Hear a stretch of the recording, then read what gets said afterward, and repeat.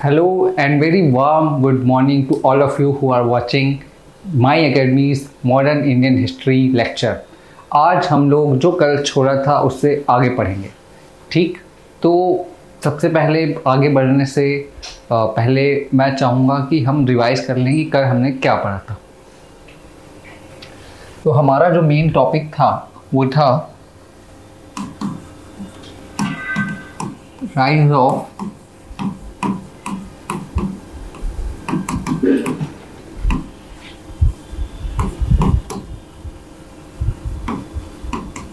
Revolutionary terrorism number 1, और उसके बाद हमने देखा था क्या, world war 1 and India's response in the form of Ghadar movement,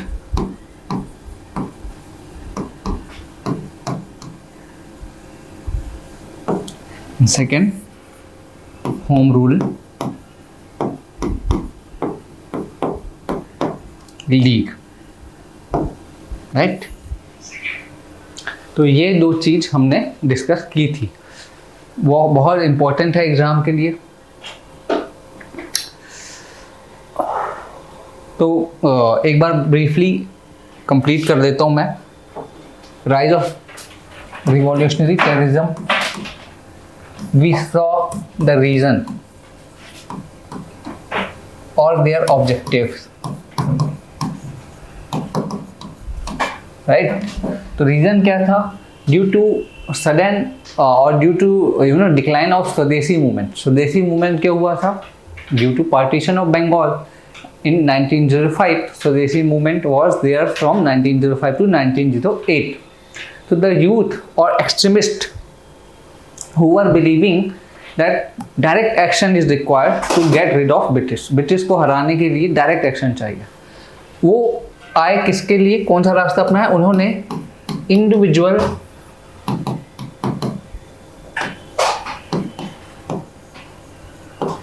heroism का रास्ता अपनाया and they wanted direct action.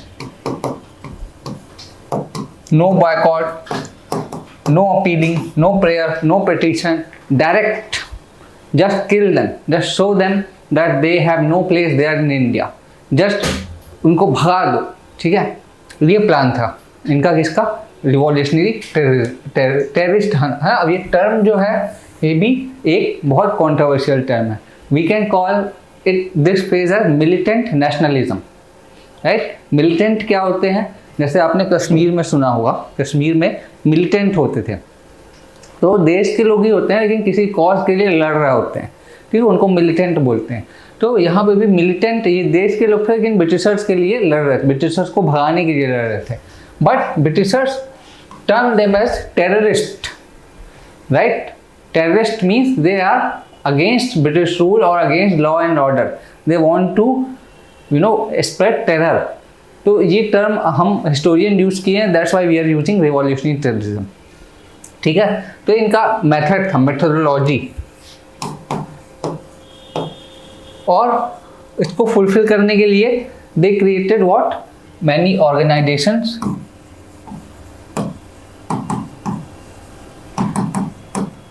organizations we saw there in Bengal,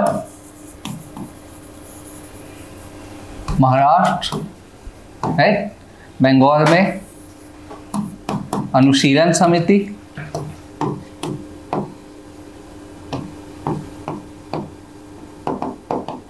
right? In Maharashtra Abhinav Bharat,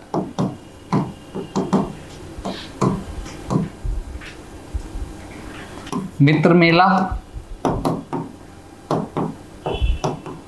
etc, right? And then some direct actions like direct actions, क्या क्या देखे थे? throwing of bomb, by whom? By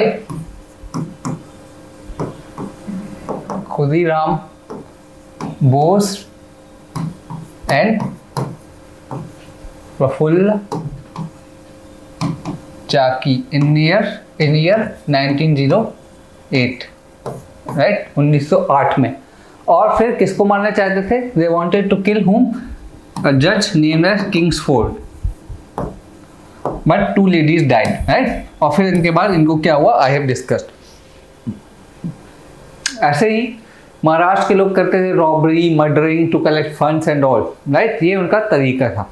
but Britishers became very severe against them, they repress them severely, बहुत बुरी तरीके से उनको repress कर दिया, है ना। और फिर ये एपिसोड खत्म होता है, दूसरा इसी बीच स्टार्ट हो जाता है वर्ल्ड वॉर 1। कब होता है?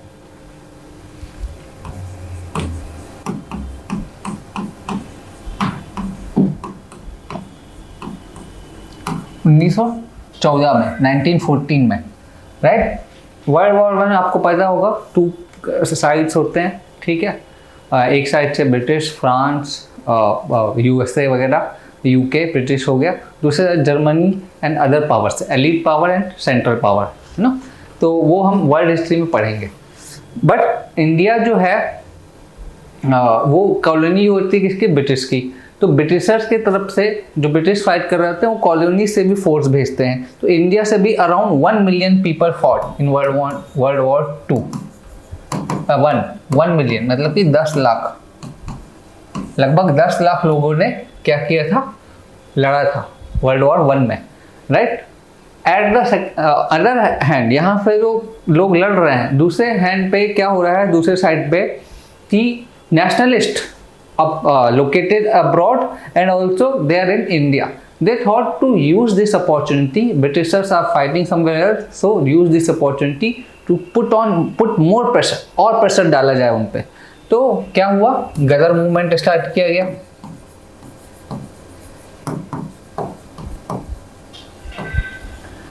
ठीक, गदर मूवमेंट बेसिकली कहाँ था?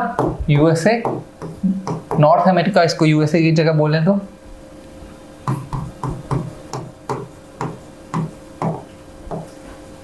North America, Canada and USA, है ना, साउथ वेस्ट कोस्ट हमने देखा था। और गदर क्या था? गदर वॉज अ मैगजीन, ठीक है, वीकली।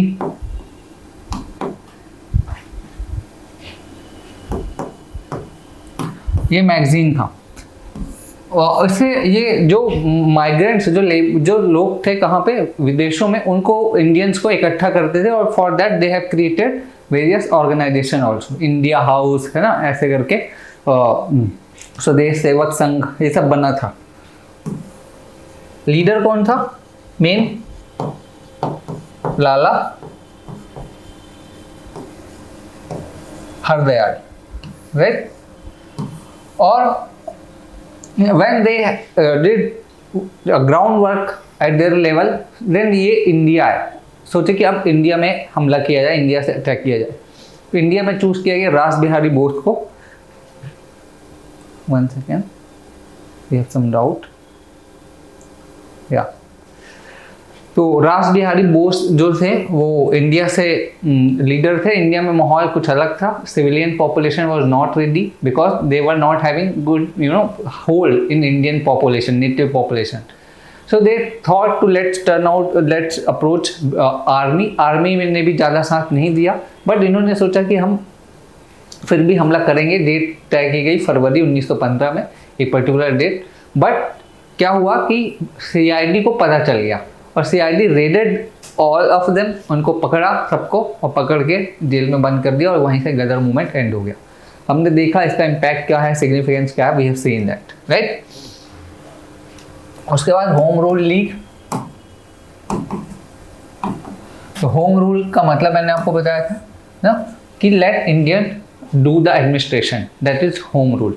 2 मेन एक प्रोपोनेंट हुए, एक तो Annie Besant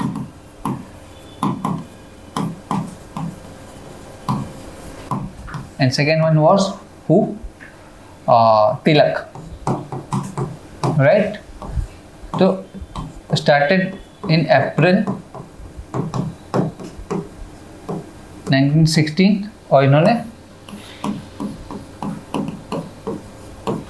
September 1916. Area Maharashtra excluding Bombay, Karnataka,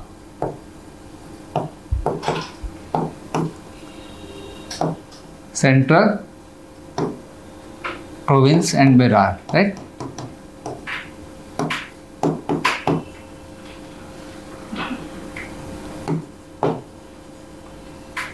एक ही नेम है और इनका rest of the India.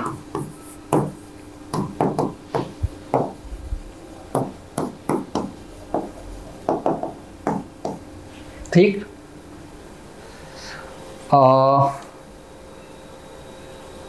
Yes, तो ये था। और फिर हमने और डिटेल में देखा था कि what were the problem in any recent organisation, इनके में क्या था, बेनिफिट था, ठीक है, दोनों साथ में मिलकर काम क्यों नहीं किया, and all those things we have discussed.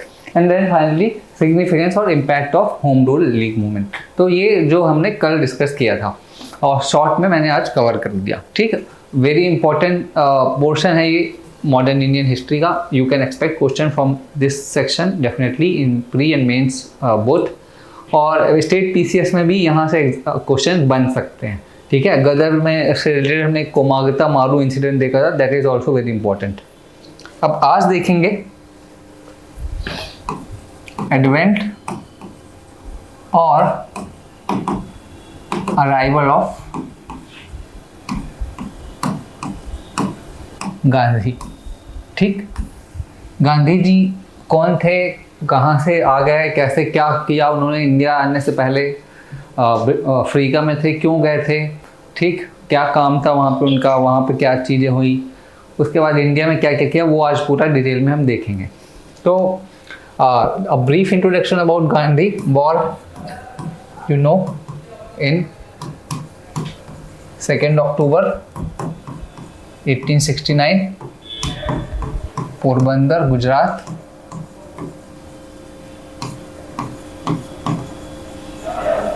Right, and then went to Africa in year 1893, right?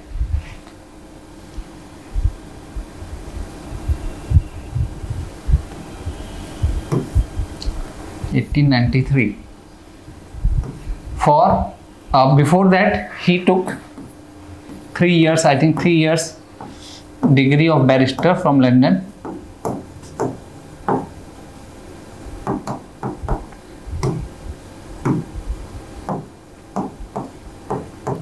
London 1893, his age would be कितनी, 20, let's say 25 years, 25 साल की उम्र में गए थे, कहाँ, Africa. Reason,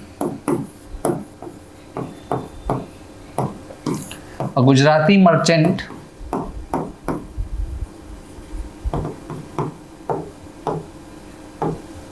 named as Dada Abdullah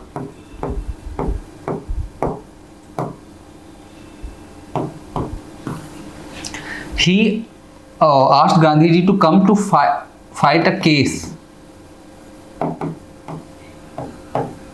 right? So he went there for 1 year. Initially intention was कि I am going there for 1 year, right? ये था प्लान गांधी जी का 1893 में जब वहाँ गए थे, है ना। But when he reached there, when Gandhi reached there where Africa, so the situation was very severe. वहाँ पे जो इंडियंस थे, कौन लोग थे, इंडियंस कौन थे, 3 टाइप्स के थे। First, indentured labor. So what is indentured labor? Indentured means based on contract. Based on contract. Okay. So you can say contractual labor, na, contract labor for plantation work. Britishers took them with them, है ना, Britishers उनको ले गए थे। Second, मुस्लिम businessman,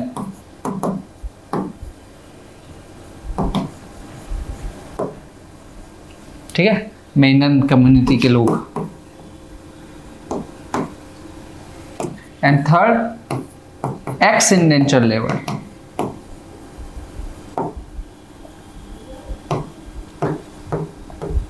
मतलब जिनका contract expire हो गया, contract is expired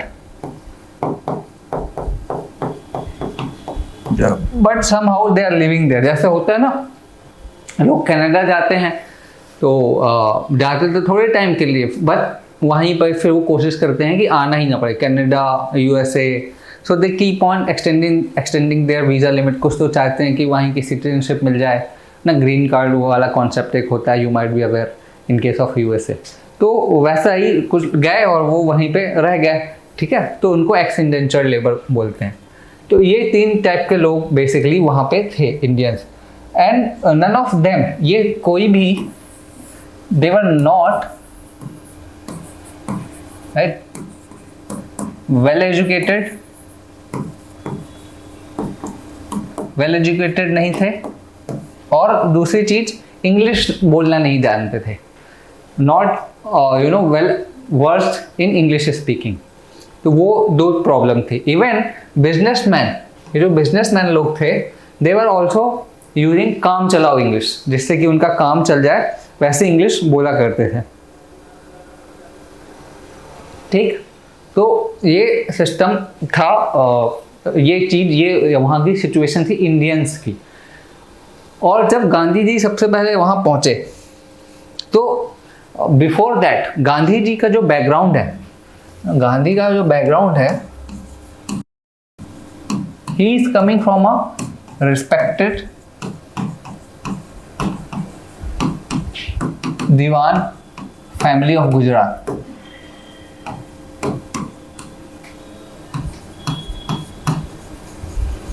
right? His father Karamchand Gandhi, right? He was himself a lawyer, और he was respected person. वहाँ पे बस इनके, हालांकि अमीर उतने नहीं थे, नॉट वेरी वेल्दी और रिच पीपल, बट रिस्पेक्ट थी। और फिर उसके बाद लंदन पढ़ने गए, और 25 साल की उम्र ज़्यादा नहीं होती, 25 साल की उम्र में इंसान एक अच्छे घर से अगर आ रहा है, तो कहीं अभी पढ़ाई वगैरह ही कंप्लीट किया है उसने, और जस्ट जॉब स्टार्ट किया है। तो same way Gandhi started his job, and to make living he went there, कहाँ, अफ्रीका। बस वही जॉब के काम के सिलसिले में गए थे कि अब भाई बैरिस्टरशिप हो गई है, लेट्स स्टार्ट प्रैक्टिस। उसके लिए उनको केस मिला था। तो बट ये था, अभी तक इन्होंने, he has not faced any discrimination.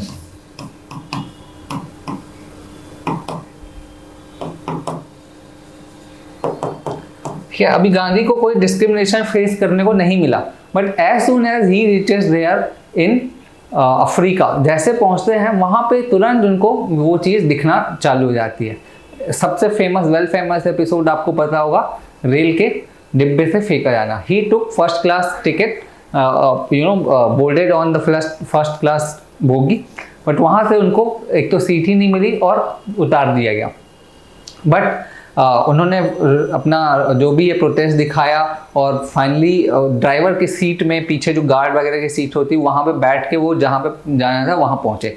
When he reach there, अपने लोकेशन पे, ठीक, वहाँ पे as soon as he started hotel लेने गए, वहाँ पे जैसे ही बताना चालू किया कि I am from India and मतलब जो भी है अपने बारे में बताया, तो और लोगों ने देखा भी, इंडियंस तो ऑब्वियसली अलग टाइप के होंगे, मतलब गोरों से, ब्रिटिशर से पहचान में आ ही जाएंगे, तो सारे होटल वाले उनको बोल देते थे कि रूम फुल है, रूम नहीं मिलेगा, जैसे ही वो बताते थे, मतलब रूम देना ना पड़े।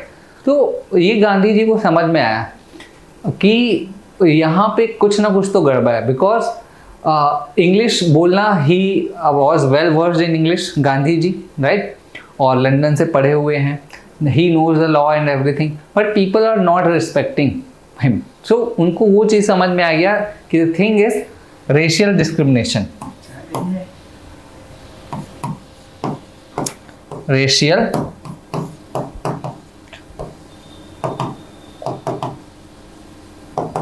डिस्क्रिमिनेशन। उनको समझ में आ गया कि बात पढ़ाई लिखाई की नहीं है, बात है काले और गोरों की। ठीक है, रेशियल मतलब रेस का समझ रहे होंगे, ब्लैक वाइट, ये जो भेदभाव होता है रेशियल डिस्क्रिमिनेशन। तो वो गांधी जी को समझ में आ गया कि भाई बात बहुत गहरी है, बात है काले और गोरे की, इसलिए ये लोग ऐसा भेदभाव करते हैं। ठीक, फिर आगे चल के उनको ऐसे ऐसे इवेंट्स मिले, जैसे कि 2-3 मैं आपको बता देता हूँ। एक रजिस्ट्रेशन सर्टिफिकेट वाला,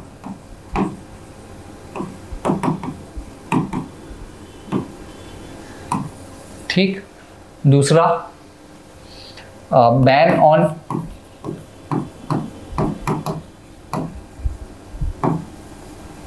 इमिग्रेशन, और तीसरा जो था वो मैरिज सर्टिफिकेट।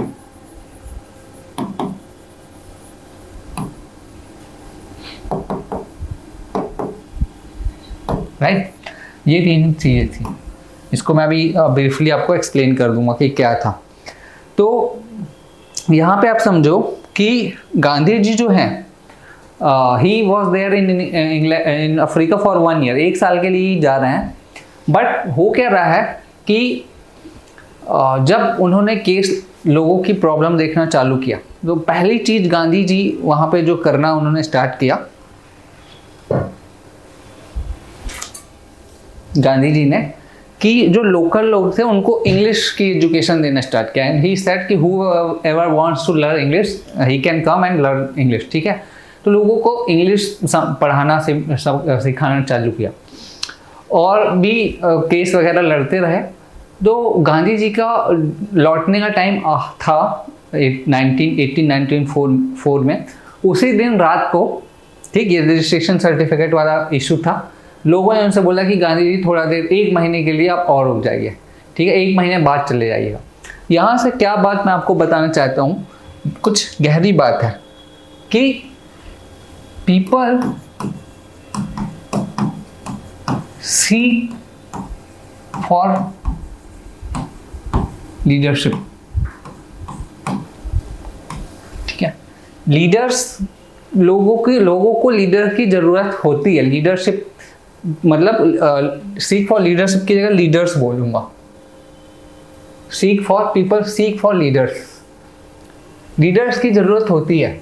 जैसे ही समझ में आता है इंसान को कि ये कुछ कर सकता है मेरा, ये मेरी हेल्प कर सकता है, ठीक है, वैसे ही लोग उसके पास पहुंचना चालू कर देते हैं और वो लीडर के रूप में तब्दील हो जाता है। उसके बाद फिर क्वालिटीज़ उसकी होनी चाहिए, वो अलग बात है, ठीक है, कि उसमें वो क्वालिटी है कि नहीं, और उसमें जब वो क्वालिटी होती है तभी वो किसी की मदद कर सकता है, और ऐसे ही लीडर बिल्ड होते हैं। ठीक, आप कहीं पे भी, ये मैंने पहले भी बताया, कहीं पे भी देखेंगे ये रूल हमेशा अप्लाई होता है कि एक ऑर्गेनाइजेशन में आप देखिए, स्कूल में देखिए, अगर स्कूल लेवल से देखें तो एक बच्चा होगा कि क्लास मॉनिटर बनेगा, तो सारी प्रॉब्लम स्कूल लेवल पे तो चलो उसका मजाक उड़ाना वो सब एक अलग चीज़ है, लेकिन फिर भी वो चीज़ होती है ना। फिर उसके बाद ऑर्गेनाइजेशन में आप देखिए कुछ होंगे जो ज़्यादा एक्टिव होंगे, ठीक है, प्रोएक्टिव होंगे। प्राइवेट इंस्टीट्यूशन में, गवर्नमेंट इंस्टीट्यूशन में भी लीडर्स जो IAS वगैरह होते हैं, तो इतने सारे, अगर देश में 4-5 हज़ार IAS हैं, तो you don't know all 5000 people.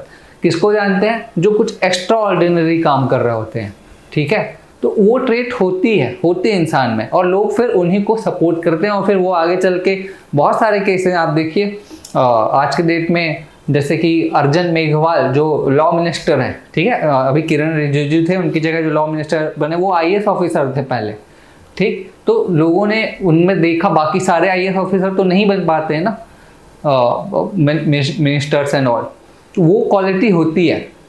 तो गांधी जी में भी वो क्वालिटी वहीं से दिखना चालू हो गई। Beginning of leadership, Gandhi ji का जो रोल लेना लीडरशिप का, वहीं से जो 1 महीने के लिए स्टे करने को बोल दिया गया, वहीं से कहानी चालू हो गई थी, राइट। तो ये मैं समझाना चाहता था आपको। तो अब रजिस्ट्रेशन सर्टिफिकेट वाला क्या था, ये भी इशू हम देख लेते हैं।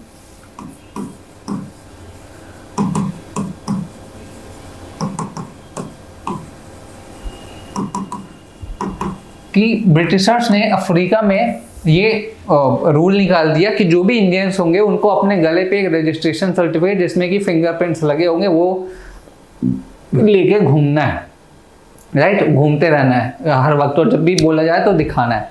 तो it is kind of very humiliating कि आपको पट्टे पे गले पे पट्टा बांध के घूमते रहना है।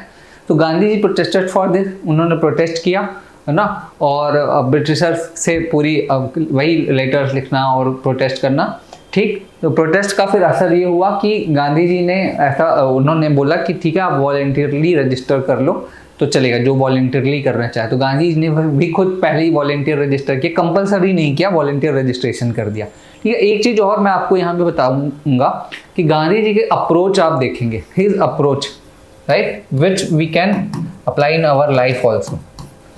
आगे मैं आपको बताता भी जाऊंगा कि he fights with authority, authority से लड़ते तो हैं बट जब सॉल्यूशन की बात आती है तो ही इज नॉट रिजिड, ठीक है। सॉल्यूशन एक मिडिल पाथ, जो बीच का सॉल्यूशन, वो लेने के लिए हमेशा रेडी रहते हैं। अगर कोई डिमांड कर रहा है कि 100% राइस चाहिए, बोनस में भी हम देखेंगे अहमदाबाद मिल स्ट्राइक वगैरह, ठीक है, तो गांधी अगर और सामने वाला बोल रहा है कि नहीं 100 नहीं दे सकते, हम 30 दे सकते हैं, so most of the time Gandhi ready हो जाते हैं कि ठीक है चलो 30 ही दे दो। तो ये नेगोशिएशन परसुएशन में चीज़ें ज़रूरी होती है, ठीक है। लाइफ में भी आपको समझना होगा जब ऐसी सिचुएशन आएंगी तो ये गांधी जी की अप्रोच एक खास बात थी कि ही वॉज अंडरस्टैंडिंग। देखो इसके पहले जो होता था, रिवॉल्ट हो जाते थे, रिवॉल्ट को सप्रेस किया जाता था, क्यों? क्योंकि बड़ा अडमेंट जिद्दी बना रहता था, ठीक। बट गांधी जी समझते थे कि अगर ब्रिटिशर्स 35% इंक्रीज के लिए भी रेडी हो रहे हैं, या अगर चलो वॉलेंट्री रजिस्ट्रेशन के लिए भी बोल रहे हैं, कंपलसरी की जगह वॉलेंट्री में आ रहे हैं, तो यहाँ पे उनका प्रेस्टीज डाउन हुआ है, हमने उनको थोड़े लेवल की हार जरूर दी है, ठीक है। ये इनकी अंडरस्टैंडिंग थी, ठीक, गांधी जी की। और ईगो यहाँ पे आप देखिए, समझ रहे हैं कि ईगो इन पे नहीं है, ईगो को हटा दिया इन्होंने, ठीक है। तो ये चीज समझना जरूरी है कि अप्रोच गांधी जी का, कभी एनालिसिस की बात आएगी, कभी होगा कि असेसमेंट कीजिए गांधी का, एक क्वेश्चन आया भी था मेंस में, तो वो चीज आपको समझना है कि भाई प्रैक्टिकल अप्रोच जिसको बोलते हैं ना, प्रैक्टिकलिटी क्या है वो समझो। तो ये गांधी जी की अप्रोच में थे, रजिस्ट्रेशन सर्टिफिकेट वाला मैंने देखा, और फिर दूसरे हो गए वो मैं अभी पीपीटी से डिस्कस करके बता दूंगा, ठीक है। तो ये गांधी जी का अर्ली करियर था बिफोर कमिंग टू इंडिया। और इंडिया कब आए थे वो? He came India on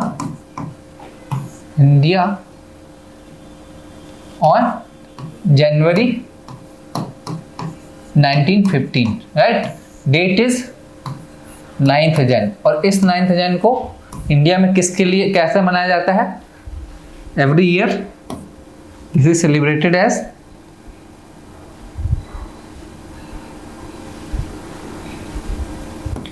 NRI day, right, non resident Indian day, या हिंदी में इसको बोलते हैं प्रवासी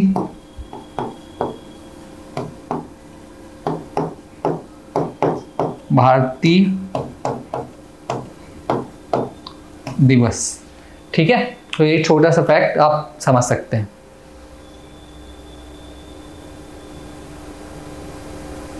या तो अब देखते हैं पीपीटी में क्या है, कुछ अगर छोटा है तो वहां से देखेंगे, फिर उसके बाद गांधी जी का अराइवल इन इंडिया देखेंगे, और यहाँ जो भी 3 सत्याग्रह किए थे, चंपारण, अहमदाबाद और खेड़ा, वो देखेंगे हम लोग।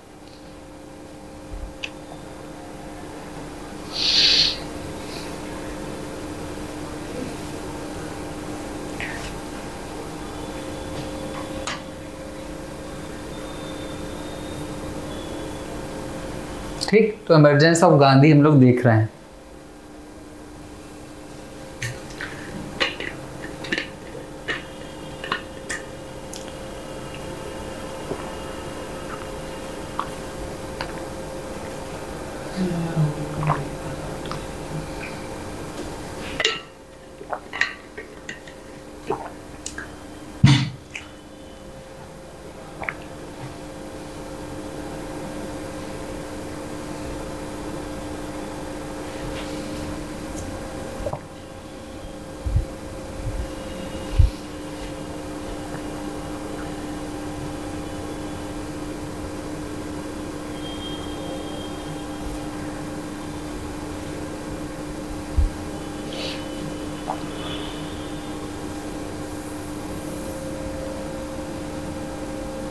राइट। तो ये अभी तक हमने देख लिया है।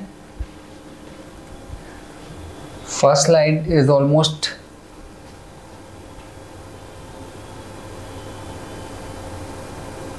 yeah, we have discussed it, his birth, okay, and then stay, this is not right, 1893 is correct here, and then his early career में देखो 1894 to 1906 जो गांधी का तरीका था, right, his work there in Africa, उसको we can term as moderate phase of struggle, ठीक है। तो यहाँ से आप समझो कि मॉडरेट फेज, अगर वेन एवर वी से मॉडरेट, जब भी अगर कहीं हम मॉडरेट कह देंगे तो उसके कुछ वो एक मॉडरेट क्या है, एक आइडियोलॉजी है, एक बिलीफ है ना। मॉडरेट हमेशा सिर्फ इंडियन हिस्ट्री में अप्लाई नहीं होगी, मॉडरेट आज भी अप्लाई हो सकता है, मॉडरेट जो है, ठीक है। आपकी फैमिली में भी कुछ लोग मॉडरेट होंगे, आपके ऑर्गेनाइजेशन में भी, सोसाइटी में भी, किसी पॉलिटिकल पार्टी में भी, देश में भी, हर जगह मॉडरेट क्या हुआ, एक आइडियोलॉजी, जहाँ पे जो आपका अप्रोच होगा, if you want to put forward any demand, so your approach will be through prayers, through petitions, right, through protest, memorandum लिखना, एप्लीकेशन लिखना, वो मॉडरेट फेज हो जाता है, ठीक है। तो गांधी जी का फेज जो कहलाएगा वो मॉडरेट फेज क्यों कहलाएगा, क्योंकि ये सब उन्होंने किया। इंग्लैंड जाते थे यहाँ इस टाइम पे, राइट, लेटर्स लिखते थे ब्रिटिशर्स को, इंडियंस की जो हालत है उससे he wanted to Britishers to make aware that you see that what is going on, right. So वो मॉडरेट फेज कहलाएगा, ठीक। एंड इसी टाइम पे गांधी ने स्टार्ट किया national Indian Congress and started a paper Indian opinion, ठीक, ये इंपॉर्टेंट है, Indian opinion paper and national Indian Congress की स्थापना, ठीक। फिर 1906 से 1914 तक इनका जो फेज कहलाएगा वो phase of passive resistance and satyagraha. तो पैसिव रेजिस्टेंस का मतलब आपको समझना पड़ेगा, it is important keyword, can be asked in examination directly कि इसका मतलब क्या है। तो पैसिव रेजिस्टेंस का मतलब ये होता है कि you don't resist actively resist का मतलब कि आपको किसी ने एक थप्पड़ मारा तो आपने उसको 2 थप्पड़ जड़ दिया, ठीक है, एक्टिव रेजिस्टेंस हो गया। और कोई अगर आप पे कुछ चेंज लाने की कोशिश कर रहा है तो आप उसका बहुत वेमिलेंटली अपोज कर रहे हो। बट पैसिव रेजिस्टेंस क्या हुआ कि चेंज लाने की कोशिश कर रहा है तो आप खाना बंद कर दोगे, ठीक है। घर में मान लीजिए, घर में हम लोग करते हैं कि मम्मी ने चिल्ला दिया या कुछ हमारी कुछ डिमांड है तो खाना बंद कर दिया, तो ये पैसिव रेजिस्टेंस हो गया।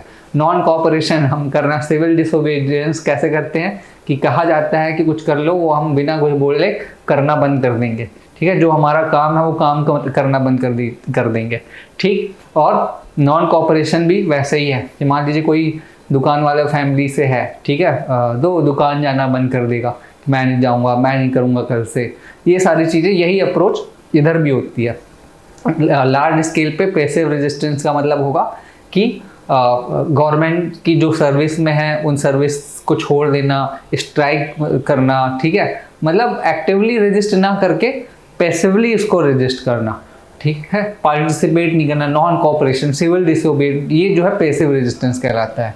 और फिर सत्याग्रह, गांधी जी का सत्याग्रह क्या था मैं बताऊंगा। सत्याग्रह है ना, कि we want something which is true, which is noble, so you just do it, right, this is our demand, ये सत्याग्रह कहलाएगा, ठीक। और यहाँ पे गांधी जी ने स्विच क्यों किया, मॉडरेट से सत्याग्रह में स्विच क्यों किया, ये चीज़ आप समझिए। तो ये स्विच करने का रीज़न ये था कि ही अंडरस्टूड दैट ब्रिटिशर्स के कान में जू तक नहीं रेंग रही है, मतलब कि Britishers are not paying heed to our demands. Letter लिख दो, मेमोरेंडम भेज दो, उनको कुछ जाके बोलो, they are not interested, Britishers are not interested, ठीक है, वो चीज़ें किनारे कर देते हैं। तो अब नया अप्रोच लाना पड़ेगा, ठीक। तो यही आप समझिए, गांधी जी ने ये करके पहले ही देख लिया था, ठीक। जो मॉडरेट फेज हमारे यहाँ चल रहा था तो गांधी जी ने भी वही पैरेलली, ऑलमोस्ट पैरेलली है, देखिए 19, ये अपने यहाँ कब हुआ था मॉडरेट फेज, कब बोलते हैं इंडिया में, 1905 to 1885 to 1905, right. We call it moderate phase. And Gandhi ji is also having same timeline. You see 1894 to 1906. तो गांधी जी भी पहले वही तरीका अपनाया, गांधी जी ने भी। तो हम ये कह सकते हैं कि हमारे लोगों ने भी, हमारा फ्रीडम स्ट्रगल मूवमेंट की जो स्टार्टिंग थी वो एक सत्याग्रह पे थी। मतलब इट वाज वेरी एथिकल। अगर कभी आपको लगे एथिक्स के में लिखना है तो हम पूरा एक मूवमेंट को बोल सकते हैं कि कितना एथिकल था। We gave them chance, Britishers to chance, कि भाई पहले आप देखो तो समझो तो ऐसा ऐसा हो रहा है और आप गलत कर रहे हो, राइट। बट उन्होंने जब उस चांस को नहीं समझा, उस चांस का यूज नहीं किया, देन वी रिजॉर्टेड वायलेंस। कुछ सेक्शन था जो वायलेंस किया और फिर गांधी जी आए। गांधी जी वॉज नोइंग कि भाई इनको इससे कुछ फर्क नहीं पड़ेगा, अब ये तरीका है सत्याग्रह करो, मेक देम यू नो, उनका जो एडमिनिस्ट्रेशन है मेक देम टोटली हैंडीकैप, पूरा हैंडीकैप बना दो जिससे कि वो कुछ कर ही ना पाए। तो ऐसा गांधी जी की स्ट्रेटेजी थी जो उन्होंने समझा यहाँ पे, ठीक। फिर क्या था, रजिस्ट्रेशन सर्टिफिकेट मैंने बताया आपको।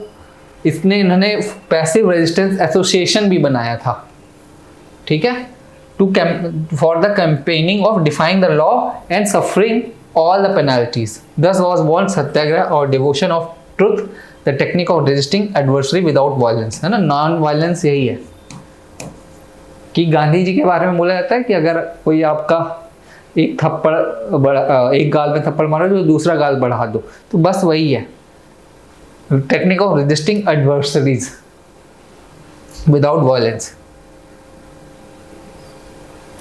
फिर उसके बाद रिस्ट्रिक्शन ऑन इंडियन माइग्रेशन, है ना, इसका बता देता हूँ मैं क्या था।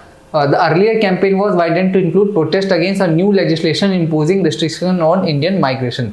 हाँ, मतलब ये ब्रिटिशर्स ने जो अफ्रीका में ही माइग्रेशन, यहाँ से वहाँ जाने पे रोक लगा दी, ठीक, कि लोग नहीं जा पाएंगे, विच वॉज वेरी डिफिकल्ट, क्योंकि लोगों को जाना ही पड़ता था। तो Gandhi started protesting for that और he himself crossed you know from one state to another state in Africa, और भी लोगों को ले जाके। और फिर लोगों को जब ये लॉ को डिफाई करते थे तो जेल में भर देते थे। तो गांधी जी खुद जेल गए, बहुत सारे लोग जेल जाना चालू किए, ठीक है। और मतलब फिर लोग इससे जेल से डर लगना बंद हो गया था अफ्रीका में जो इंडियंस थे, और लोगों को जेल जो है वो होटल लगने लग गया था।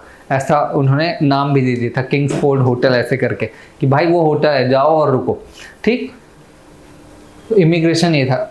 Against poll tax and invalidation of Indian marriages, हाँ ये भी मैं ब्रीफली बता देता हूँ। इंडियन मैरिजेस क्या था, उन्होंने ये वहाँ के सुप्रीम कोर्ट ने ये ऑर्डर निकाला कि जो भी marriage if it is not done through Christian way so it will be considered illegal, right. और अगर ये ऑर्डर लगने से फिर क्या हुआ कि इंडियंस वहाँ पे थे, हिंदू, मुस्लिम, सिख, इस तरीके के अलग अलग रिलीजन को मानने वाले थे। सो उस हिसाब से उनकी सारी मैरिज इलीगल हो गई and the child born out of that marriage became illegitimate, ठीक है, वो हो गया। तो which was a kind of you know insult to Indian women and also पूरे कल्चर का इंसल्ट था। तो इसके लिए भी विरोध हुआ एंड फाइनली ये चीज़ हटाना पड़ा, ये क्लॉज वहाँ की अथॉरिटीज़ को। और पोल टैक्स भी वही था कि जो एक्स इंडेंचर लेबर थे उनके लिए वहाँ की अथॉरिटी ने they have you know raised an order कि उनको 3 पाउंड का टैक्स देना पड़ेगा, 3 pound every month, which was very high, क्योंकि वो लेबर थे already and they were not, इनकी वो ईयरली इनकम किसी की नहीं थी, ठीक है। सो इसका भी विरोध किया गांधी जी ने फाइनली, और विरोध करने के बाद कुछ वो हुआ और इसमें यही तरीका निकला कि जो who can pay some taxes तो इनके लिए पे कर दे, और फिर फाइनली इस पोल टैक्स को भी वापस लेना पड़ा, ठीक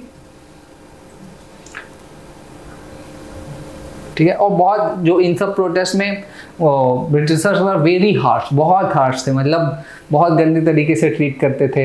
ये सारी चीज़ें लॉर्ड हार्डिंग जो वायसराय था उस टाइम पे उसको भी पसंद नहीं आई, है ना। He condemned the repression and called for an impartial inquiry. इतना गंदा ट्रीटमेंट मिलता था इंडियंस को वहाँ पे, ठीक। हाँ, अब गांधी की लर्निंग देखो। जब Gandhi came to India, so what did he learn? When he went there, he went at the age of 25 years.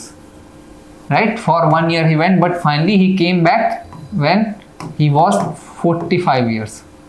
So he stayed there for 20 years. 20 years में गांधी जी ने क्या सीखा, ठीक, वो हमको सीखना है कि गांधी जी ने क्या सीखा, गांधी जी की क्या ऑब्जर्वेशन थी. तो as per historian Gandhi ji in struggle से इनसे ही लर्न क्या क्या चीज़ें थी. सबसे पहले आप देखिए Gandhi found that masses had immense capacity to participate in sacrifice for a cause that moved them, right? ये गांधी जी को पावर ऑफ मास, ठीक है, ये समझ में आ गया था जो अभी इंडिया में अप्लाई नहीं हो रहा था. इंडिया में आइदर मॉडरेट्स थे, they were not having faith on masses, और एक्सट्रीमिस्ट थे, they were having some faith but their technique और their method was so extreme, तभी उनको एक्सट्रीमिस्ट बोला जाता है, which can be repressed easily. जब आप किसी के ऊपर मान लीजिए स्टेट से लड़ना कितना मुश्किल है, ठीक, स्टेट से लड़ना बहुत मुश्किल है ना, कि उनके पास सारी मशीनरी होती है, सब होता है, चाहे कितना भी कोशिश कर लो, you can never fight against state, right? State is facilitator for all but he is a very powerful entity also. ठीक है, टर्म मैं वो यूज नहीं करना चाहता बट आप समझ रहे होंगे कि क्या कहना चाहता हूँ. तो गांधी जी को ये रियलाइज हो गया था कि if you will fight for the causes of mass, जो उनका प्रॉब्लम है, तो वो बहुत एक्टिवली पार्टिसिपेट करते हैं. ठीक है, first learning. Second, he was able to unite Indians belonging different religion and classes and men and women alike under his leadership. Gandhi ji को ये भी पता चला कि भाई यूनिटी इज स्ट्रेंथ, राइट? उसमें यूनिटी किसकी है? Different classes, different religion and different gender. There should not be any discrimination. कोई डिस्क्रिमिनेशन नहीं होना चाहिए. ये गांधी जी को समझ में आया. वाई? उन्होंने देखा कि जब वुमेन रिलेटेड इशू होता है, मैरिज सर्टिफिकेट वाला आया, वुमेन ऑल्सो पार्टिसिपेटेड, राइट? तो वो उस टाइम का एक प्रोग्रेसिव माइंडसेट था गांधी जी का. लीडर्स कभी नैरो माइंडसेट वाले नहीं हो सकते ना, प्रोग्रेसिव माइंडसेट था. लोग जब वुमेन को, अभी भी it's very difficult to let women out, right, from their house ना. आप देख लीजिए उनका लेबर फोर्स पार्टिसिपेशन देख लीजिए, उनका पॉलिटिकल पार्टिसिपेशन देख लीजिए, ठीक है, बहुत डिफिकल्ट है उनके लिए. And even they have dual responsibility, managing their house as well as if they are working, so managing their job, right, and all the social relations they have to manage. So they have multiple burdens with them. वो problem women के साथ है, but Gandhi जी ने उनकी strength को भी समझा कि women can play a major role in the movement. ठीक है, और अगर आप डिवीजन नहीं रखोगे रिलीजन बेस्ड, क्लास बेस्ड, क्योंकि आपको बिजनेसमैन भी चाहिए who can fund your adventure, ठीक है, जो भी आप कर रहे हो. लोकल लोग भी चाहिए जो कि क्या कर सके, लाठी खा सके. बिजनेसमैन लाठी नहीं खाएंगे ना, डंडे नहीं खाएंगे. बिजनेसमैन तो पार्टिसिपेट, पैसे दे देंगे, पैसे ही बहुत जरूरी है, लेकिन डंडे खाने के लिए लोग चाहिए जो पुलिस के डंडे खा सके. वो लोग भी आएंगे और सब मिलके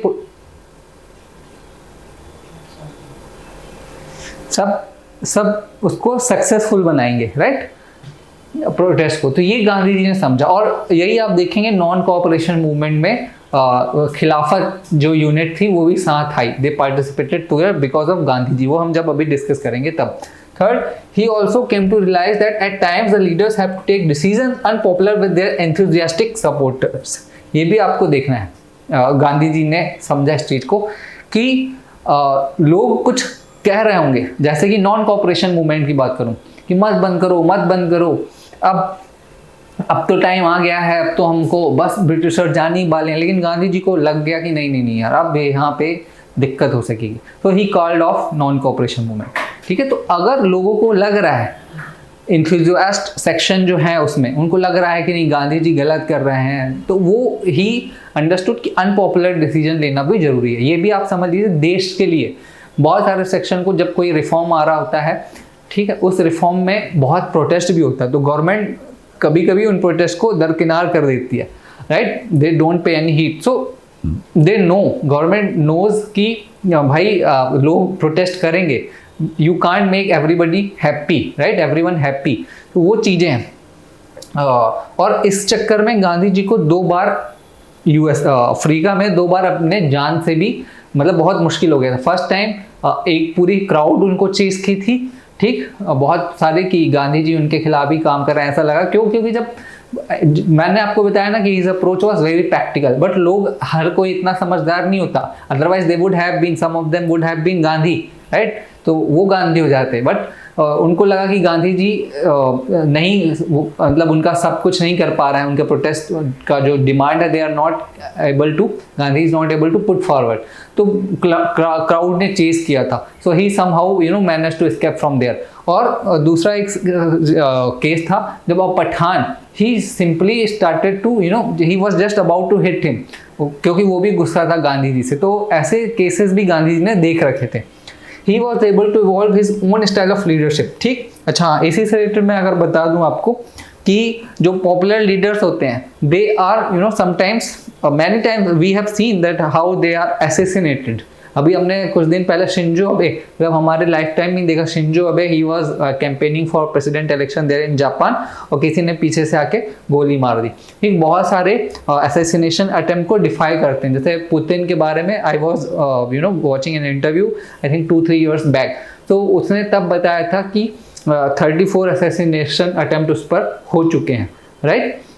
तो पॉपुलर लीडर्स जो होते हैं, वर्ल्ड लीडर्स होते हैं, they know that they have so much danger. आजकल तो सिक्योरिटी बड़ी टाइट हो जाती है, अदरवाइज मुश्किलें रहती है।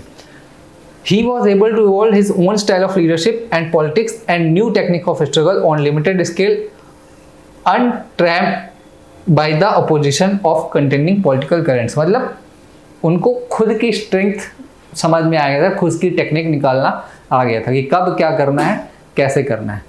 ठीक, ये था। पॉलिटिकल करेंट्स देश में कुछ भी चल रहा हो, बट उनको क्या करना है वो समझ में आ गया था।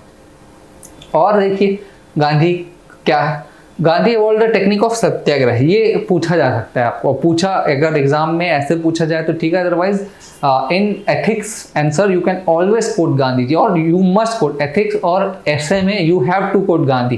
गांधी, बुद्धा, विवेकानंद, इन सबको कोट करना ही है। तो इट्स बेटर कि अभी कुछ समझ जाइए गांधी के बारे में। तो हमने तो वहाँ से समझा कि लर्निंग्स क्या थे। अब उनका satyagraha, satyagraha is devotion to truth and this passive resistance, but उससे भी बड़ी कुछ चीज़ थी। गांधी जी का खुद उन्होंने कहा है, क्या क्या था देखिए, it was based on truth and non violence. उन्होंने बोला कि satyagrahi was not to submit to what he considers as wrong, but was to always remain truthful, non violence and fearless. कुछ भी सिचुएशन हो, अगर आपको गलत लगता है, अगर एक सत्याग्रही हो तो उस पर झुकना नहीं है। जो सच लगता है उस सच को के खिलाफ सच के लिए लड़ना है, ठीक है। और कैसे लड़ना है?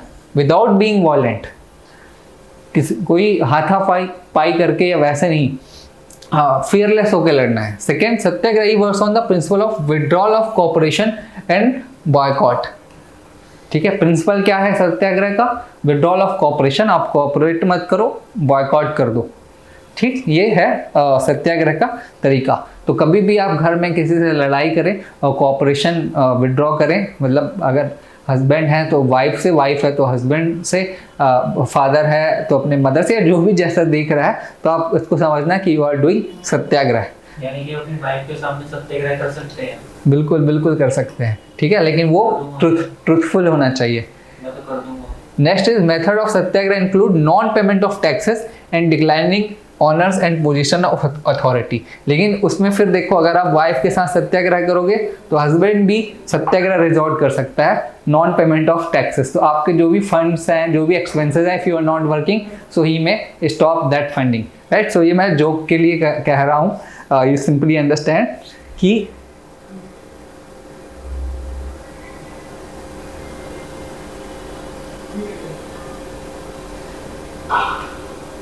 राइट। तो ये है सत्याग्रह का, कि दोनों तरफ से सत्याग्रह फॉलो हो सकता है। बट जो लार्ज स्केल में गांधी जी ने बताया था कि आप टैक्स पे मत करो, और जो भी आपकी ऑनर और अथॉरिटी मिली है उसको आप वापस कर दो, ठीक है। मतलब ये ब्रिटिशर्स के खिलाफ है। अभी तो चलो ठीक है, अभी भी आप देखो अवार्ड वापसी होता है ना, कुछ दिन पहले चला था, लोग अवार्ड वापस कर रहे थे, है ना। अभी रेसलर्स का जो प्रोटेस्ट हो रहा था उसमें वो लोग अपने मेडल गंगा को बहाने जा रहे थे, ठीक है। तो ये एक मेथड्स है, मॉडर्न सॉल्यूशन एक कहते हैं ना, तो अलग अलग फॉर्म आ रहा है, but this is a kind of method of satyagraha. उस टाइम पे था, उन्होंने बोला टैक्स मत दो, ठीक, और जो भी ऑनर्स अवार्ड, नाइटहुड वगैरह जो देते थे सब वापस कर दो, ठीक। ऐसे ही अभी लोग अलग अलग टाइप का प्रोटेस्ट करते हैं।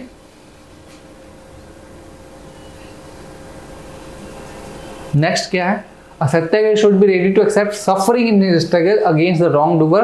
This suffering was to be part of his love for truth. Right? Simply अगर बोले तो सच बोलना आज के डेट में इतना आसान नहीं है।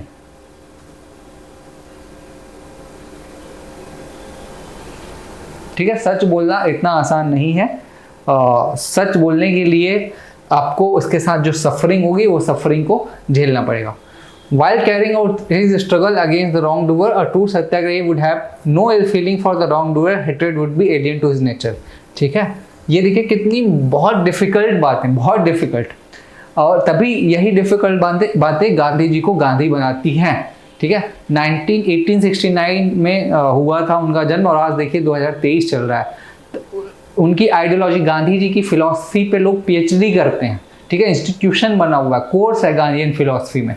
तो ऐसे ही नहीं है, इतना आसान होता तो क्यों सब लोग कर लेते। कि आपको रॉन्ग डूअर्स का विरोध करना है, रॉन्ग डूइंग का, बट जो रॉन्ग डूअर्स हैं उसके खिलाफ कोई हैट्रेड भी नहीं लाना है। ठीक है, वो चीज़ आप समझिए कितनी बड़ी बात है। और आपको तो ये हैट्रेड चीज़ एक एलियन है, वो ऐसी चीज़ होना चाहिए। Satyagrahi would never go before the evil whatever the consequence. जो भी हो जाए, कभी भी दुष्ट के सामने, दुष्टता के सामने झुकना ही नहीं है। और only the brave and strong would practice satyagraha, which is very true. Only brave courageous can practice सत्याग्रह।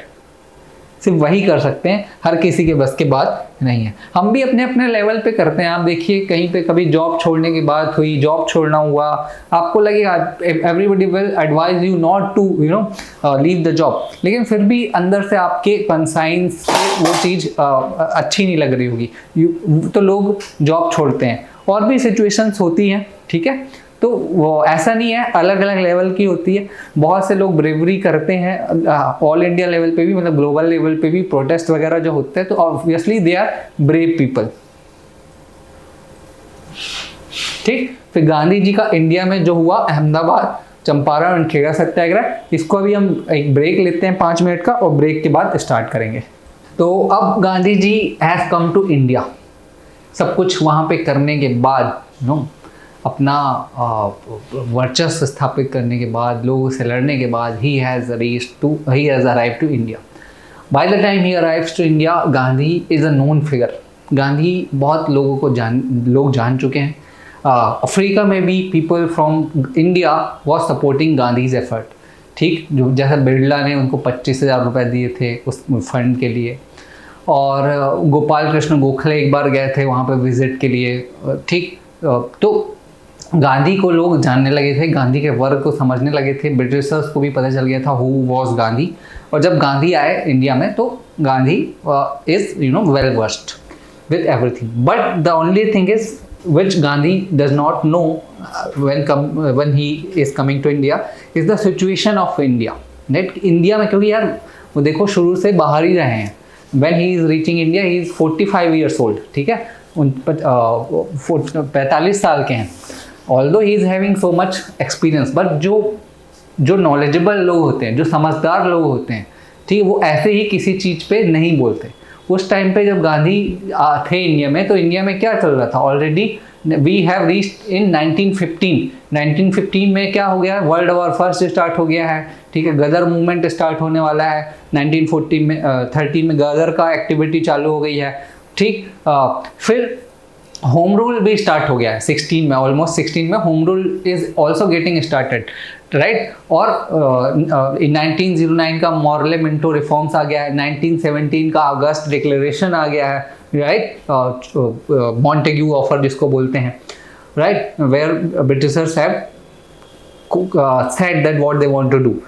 तो वो सब चीज़ें हो चुकी है, बट गांधी अभी किसी भी पॉलिटिकल इशू पे he does not want to comment, जब इंडिया आते हैं, वो किसी भी चीज़ में उनको कमेंट अभी नहीं करना है। क्यों? Because he does not know. Gandhi की ये आदत थी, जब तक किसी चीज़ को स्टडी नहीं कर लेते थे, अच्छे से नहीं जान लेते थे, तब तक वो उस पर कमेंट नहीं करते थे। ये सिर्फ गांधी की आदत नहीं है, ये हर सक्सेसफुल इंसान की आदत है, ये मैं आपको बता दूं। और ये आपको भी इम्बाइब करना है अपने चीज़ पे, सारा पक्ष जान के तभी कुछ बोलना, ठीक, डिटेल में समझ के तभी चीज़ों पर ओपिनियन रखना। अदरवाइज जिसको बोलते हैं ना, आधा ज्ञान हमेशा खतरनाक होता है, वैसी सिचुएशन आ जाती है।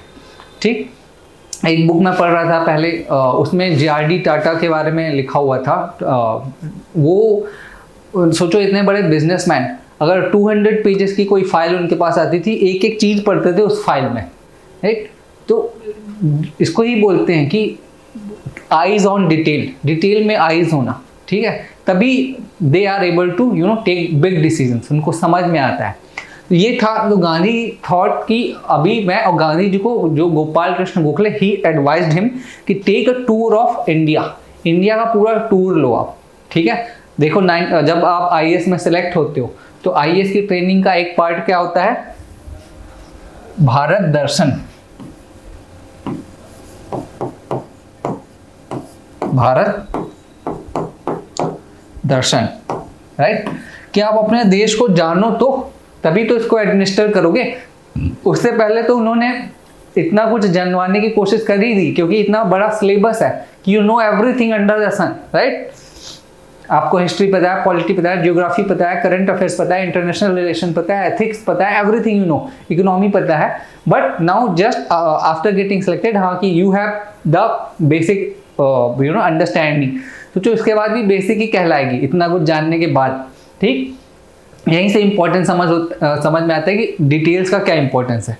आप फिर भारत दर्शन वो कराते हैं, तो ये सब आइडियाज यहीं से लिए गए हैं, ठीक है। गांधी भी जब आए तो he tour all over the India, और गोपाल कृष्ण गोखले ने सजेस्ट किया, that's why Gopal Krishna Gokhale is considered as political guru of him, Mahatma Gandhi, ठीक है। और सब कुछ डिटेल से उन्होंने लिया, समझा, और फाइनली इसी टूर के दौरान एक चंपारण जगह है,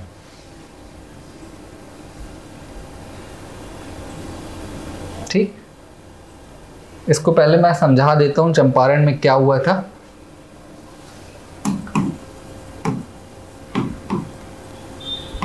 Champaran is there in Bihar, ठीक है, बिहार। जो लोग खाने के शौकीन हैं और नॉनवेज स्पेशली, चंपारण का चिकन मटन बहुत फेमस है, ऐसा मुझे कल ही पता चला, ठीक है। तो उससे भी आप समझ सकते हैं चंपारण बिहार में। गांधी जी टूर कर रहे थे and present name Rajkumar Shukla,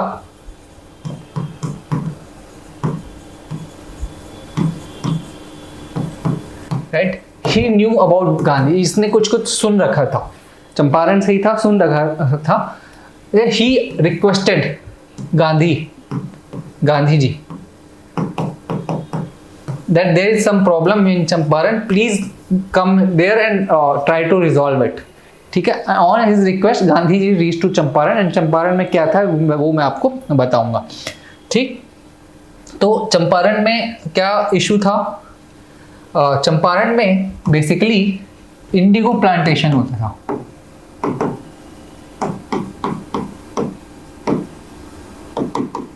Indigo plantation. Indigo क्या है? नील की खेती, जिससे नील रंग बनता है, ठीक है। इंडिगो प्लांटेशन होता था, और वहाँ पे जो ब्रिटिशर्स ने एक रूल रखा था जिसको कहते थे 3 कठिया सिस्टम। 3 कठिया का मतलब ये होता था कि out of total land holding उसके 3/20 पार्ट में you have to sow what? You have to plant what? Indigo. You have to plant indigo. इसको 3 कठिया बोला जाता था, ठीक है। तो अगर मान लीजिए, अगर आपके पास 60 बीघा है ना, 60 बीघा जमीन है या 60 एकड़ जमीन है, फॉर एग्जांपल, इसको समझने के लिए लेते हैं। अगर 1 सेकेंड,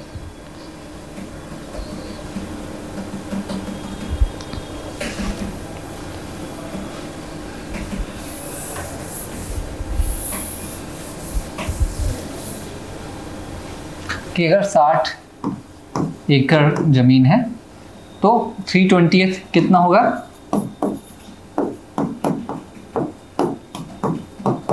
9 एकड़ में you have to plant what, indigo. ठीक है, इसको 3 कथिया सिस्टम कहते थे। 9 एकड़ में you have to plant indigo. This was compulsory, but हुआ क्या कि उस टाइम पे जर्मन सिंथेटिक डाई का इन्वेंशन हो गया, डिस्कवरी हो गई, और जिससे कि अब इंडिगो की रिक्वायरमेंट खत्म हो गई, इंडिगो के लिए अब जरूरी नहीं रहा। तो व्हाट ब्रिटिशर शुड डू कि अब ये बंद कर देना चाहिए उनको ये सिस्टम, जब इंडिगो की जरूरत ही नहीं है तो। But they also started exploiting people for this situation also. यहाँ पे भी वो लोगों को एक्सप्लॉइट करने की कोशिश की। उन्होंने क्या किया कि ये तो उनको पता चल गया कि अब हमको इंडिगो की ज़रूरत नहीं है, अब इंडिगो का कल्टीवेशन प्लांटेशन धीरे धीरे बंद करना पड़ेगा। तो व्हाट दे डिड, उन्होंने बोला कि अगर आपको प्लांटर्स को बंद करना है तो उसके लिए कुछ पैसे देने पड़ेंगे। ठीक, खुद बंद करने के ही पैसे मांगने लग गए, है ना। और इसका लोगों ने विरोध किया कि भाई ऐसा क्यों, ऑलरेडी हमको प्रॉब्लम है और हम पैसे क्यों दें। तो फिर गांधी जी वहाँ पहुँचे। Gandhi ji took the stock of the situation, सारी सिचुएशन का उन्होंने जायज़ा लिया।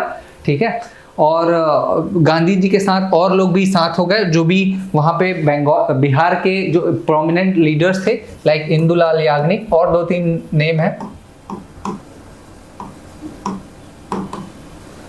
राइट। ये सब लोग साथ हो लिए गांधी जी के।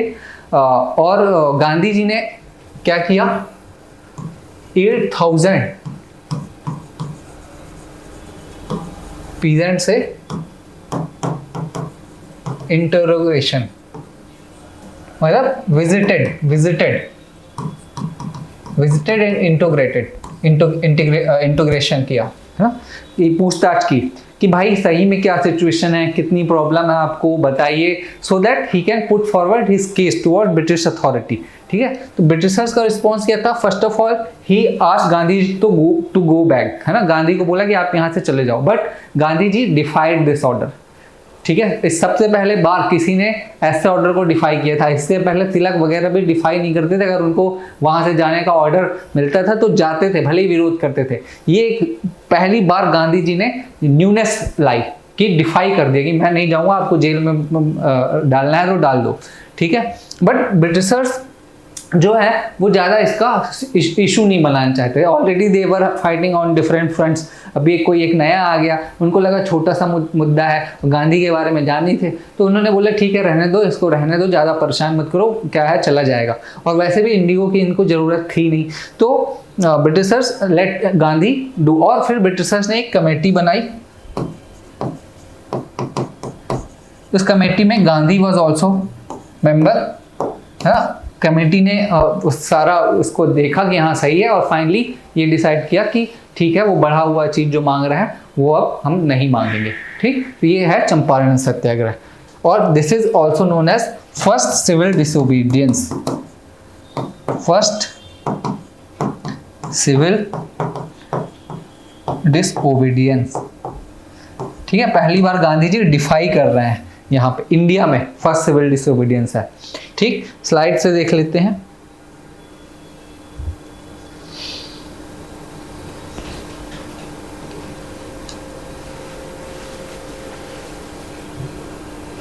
फर्स्ट सिविल डिसोबीडियंस कब हुआ था, 1917 में।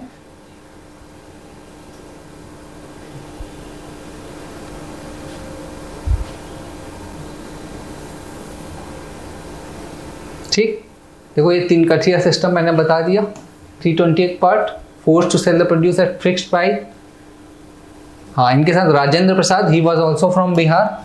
ठीक है, जेबी कृपलानी, इंदुलाल याग्निक, ये लोगों ने भी ज्वाइन किया। ये भी इंपॉर्टेंट है, ये पूछ सकता है कौन कौन था। महादेव देसाई, नरहरि पारेख। ठीक है, ये था। प्रोब, चंपारण टू प्रोब, ये मैंने आपको बता दिया। आगे देखते हैं। गांधी ने क्या अथॉरिटी को कन्विंस कर लिया कि convince the authorities that the Tinkatia system should be abolished and that the peasants should be compensated for illegal dues. As a compromise with the planters, he agreed that only 25% of the money taken should be compensated. है ना, तो compromise यहाँ पे लिया। जो सब पूरा मांग रहे थे कि पूरा का पूरा वापस कर दो, लेकिन एक कंप्रोमाइज गांधी जी भी एग्री हुए कि ठीक है 25% इज फाइन। ठीक, मैंने आपको बताया था अप्रोच में कि ही वॉज वेरी प्रैक्टिकल, कि कुछ भी कर रहे हैं। 25 लोगों ने पूछा कि भाई why are you getting ready with 25% when Britishers are ready to reduce the extra demand, so you should ask for 100% reduction. But Gandhi ने बोला कि it's a severe dent on British prestige.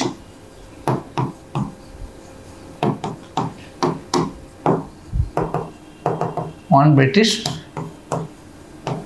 prestige.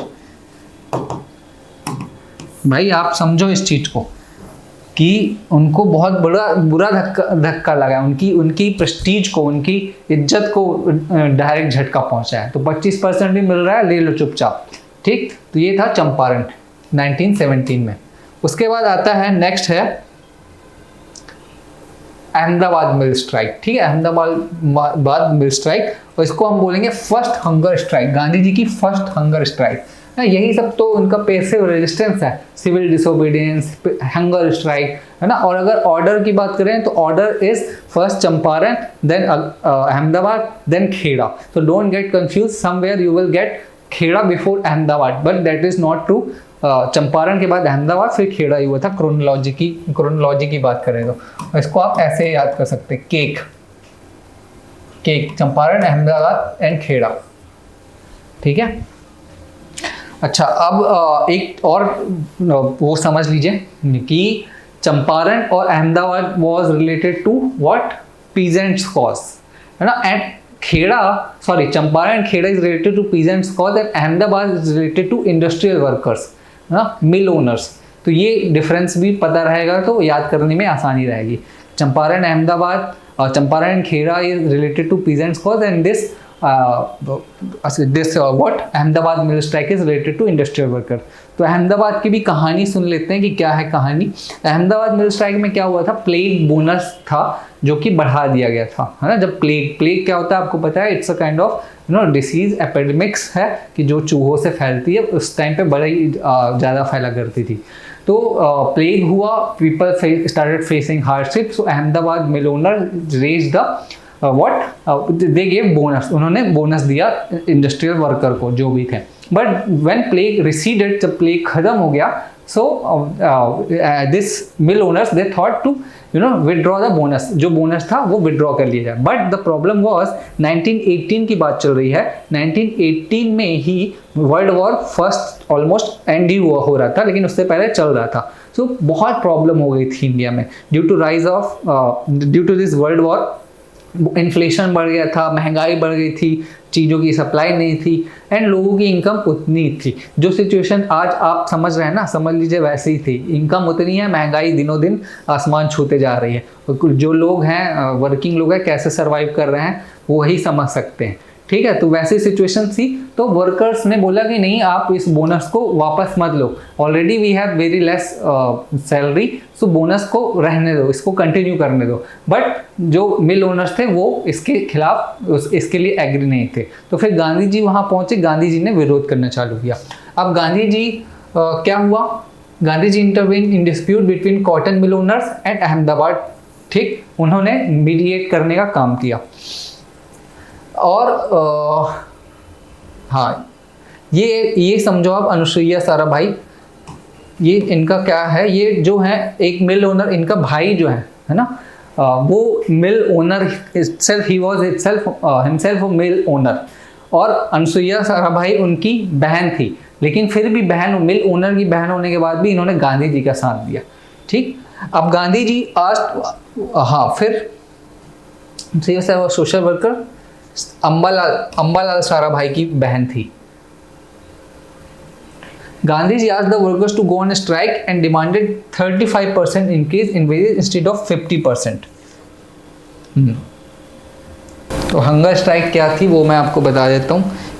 Ahmedabad में फिर एक committee बनी, उस committee में ये हुआ कि ठीक है हम बोनस दे देंगे, तो गांधी जी को लगा कि ठीक है सिचुएशन खत्म हो गई है, ठीक हो गई है, तो अब एंड किया जाए। बट ऐसा नहीं हुआ, मिल ओनर ने डिफाई कर दिया। मिल ओनर्स ने वो एग्रीमेंट होने के बाद भी उनको बोनस देना नहीं चालू किया, ठीक है, नहीं बढ़ाया। तो फिर क्या हुआ कि Gandhi ji went to hunger strike, उन्होंने हंगर स्ट्राइक कर दिया, और हंगर स्ट्राइक के बाद मिल ओनर पर दबाव भी बढ़ने लगा, और फाइनली 35% इंक्रीज पर बात रुकी। 50% की बात हो रही थी, लेकिन 35% इंक्रीज के लिए रेडी हो गया मिल ओनर, ठीक। तो ये अहमदाबाद मिल स्ट्राइक का सीन था, ठीक है। फर्स्ट हंगर स्ट्राइक गांधी जी ने की थी। एक्चुअली क्या हुआ था कि इस इश्यू को बढ़ाने के लिए साबरमती नदी के किनारे गांधी जी डेली लोगों को एड्रेस करते थे, मिल ओनर्स को, वर्कर्स को। बट धीरे धीरे मिल ओनर्स के जो अटेंडेंस है वो कम होने लगी, इतने सारे लोग नहीं इकट्ठा होते थे। क्यों? क्योंकि उनको काम भी है, और फिर सब लोग इसका इम्पोर्टेंस नहीं समझ पाए थे। तो उससे भी गांधी जी उनके हौसलों को मतलब कोई नुकसान नहीं हुआ, वो कंटिन्यू करते रहे, एंड फाइनली वापस से स्ट्रेंथ गेन करने के लिए और मिल ओनर्स पर दबाव बनाने के लिए और मिल वर्कर्स को भी यूनाइट करने के लिए ही स्टार्टेड हंगर स्ट्राइक। और उन्होंने बोला कि अगर मेरी जान भी चली जाएगी तो आई विल कंटिन्यू। तो 1-2 दिन का हंगर स्ट्राइक था, फर्स्ट हंगर स्ट्राइक यहाँ पे गांधी जी ने यूज किया। उसके बाद आप देखेंगे कि 21 डेज का हंगर स्ट्राइक आगे करते हैं Gandhi ji, and it was like he was going to die, ऐसी सिचुएशन हो गई थी।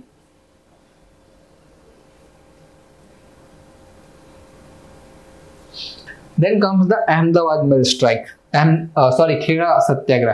तो this is first non cooperation, ठीक। तो तीनों मेथड उन्होंने एक छोटे लेवल पे यूज कर लिया, उसके बाद उसको बड़े लेवल पे करेंगे। So it's like testing the water, he is coming to India and testing the water कि भाई सिचुएशन क्या है, कैसे काम कर। He has tested himself there, his strategy there in Africa, right? It was grand success, I would say. But here, let's see what happens. So civil disobedience was successful, hunger strike was successful. Now let's see non-cooperation. अच्छा, यहाँ पे क्या हुआ था कि खेड़ा एक जगह है, Kheda is also there in Gujarat. Kheda is also there in Gujarat. तो ड्रॉट आया था 1980 में, सूखा पड़ा था, ठीक है, और ड्रॉट के कारण क्रॉप फेलियर थी।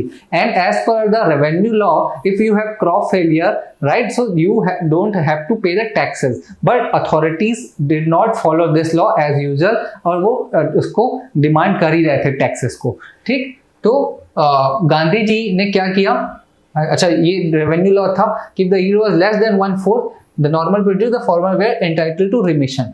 गांधी आज farmers not to pay, non cooperation हो गया। यहाँ पे गांधी जी ने उन्हें फार्मर्स को बोला कि 2-3 चीजें रखी कि सबसे पहले जिनके पास पैसे नहीं है दे शुड नॉट पे, जिनके पास है they can pay for who can not पे, है ना, ये बात की बात है। फिर उसके बाद क्या हुआ, यहाँ पे गांधी जी के साथ आए थे सरदार Patel, Vallabhbhai Patel, along with his colleague, tax revolt with the different ethnic and caste committees of Kheda supporter. तो सरदार वल्लभ भाई पटेल यहाँ पे जुड़े थे। राजेंद्र प्रसाद कहाँ पे जुड़े थे, चंपारण में। यहाँ से सरदार वल्लभ भाई Patel became huge fan of Gandhi, बहुत गांधी के फैन हो गए थे, ठीक है। और फिर गांधी ने नॉन कोऑपरेशन किया, प्रेशर बनाया उनके ऊपर, इनके ऊपर, प्लांटर वर्कर्स के ऊपर, और फिर ये क्लॉज आया कि हु आर एबल टू पे they should only pay, otherwise who can not पे दे शुड नॉट पे, ठीक है। ये आया रूल, और इसको भी गांधी जी ने एक सक्सेस ही माना। ये था खेड़ा सत्याग्रह, ठीक। तो 3 थे, हमने देखा चंपारण, अहमदाबाद और खेड़ा। अब देखते हैं कि what are the gain from Champaran, Ahmedabad and Khera. So here also Gandhi demonstrated to the people the efficacy of technique of सत्याग्रह। लोगों को दिखाना चालू किया, सबसे पहले लोगों को भी डेमोन्स्ट्रेशन मिल गया, राइट, कि हाँ यार इसमें तो कुछ बात है। देखो मैंने बोला था ना, लीडरशिप की शुरुआत होती है, लीडरशिप की जरूरत होती है। 1885 में कांग्रेस बनी, राइट, तो Congress became a good political organisation. Moderates आए, मॉडरेट्स की टेक्निक फेल हुई, तो लोगों को लगा अच्छा मॉडरेट्स को क्यों लोगों ने यूज करना, मतलब सपोर्ट करना चालू किया, because they were well educated, social reformers वगैरह थे। मॉडरेट्स को जो भी सपोर्ट मिला वहां से मिला कि हाँ they can understand what Britishers are eyeing towards, right, and they can understand Britishers way. वो फेल हुआ। उसके बाद एक्सट्रीमिस्ट आए, एक्सट्रीमिस्ट से भी लोगों को लगा, उनका कोई मास सपोर्ट नहीं था, but people were having sympathy towards them, right. फिर उसके बाद गांधी जी आए। अब गांधी जी को दिखाना था in England, in Africa, he had showed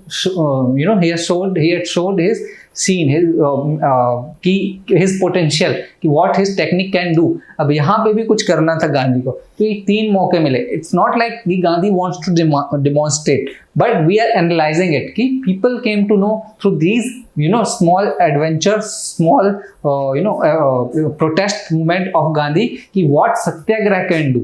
ठीक है, जब आपको बिलीफ होगा तभी तो आप उस पर भरोसा करना चालू करेंगे।